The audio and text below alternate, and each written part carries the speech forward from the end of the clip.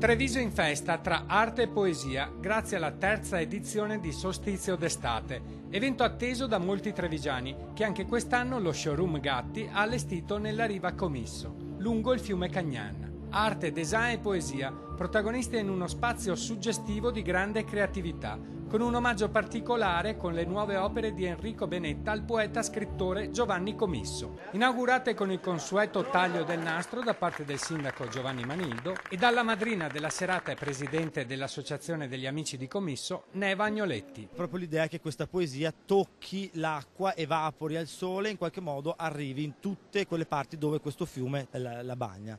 Treviso che vuole cambiare aspetto, che vuole valorizzare il suo centro storico con eventi che riescano ad attrarre nuove opportunità.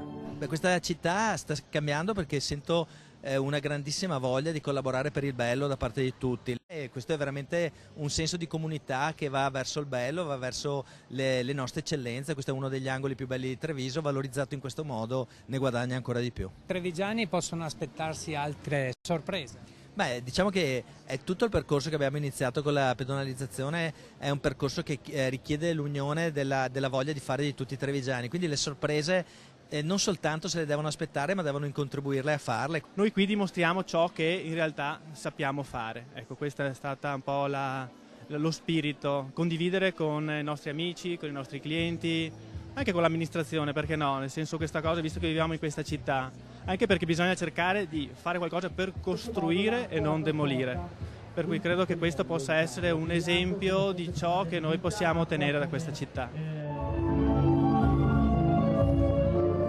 Durante la serata gli ospiti con il naso all'insù hanno potuto ammirare le acrobatiche performance mozzafiato del gruppo artistico Le Rivoltelle, in evoluzioni circensi appese in tessuti aerei.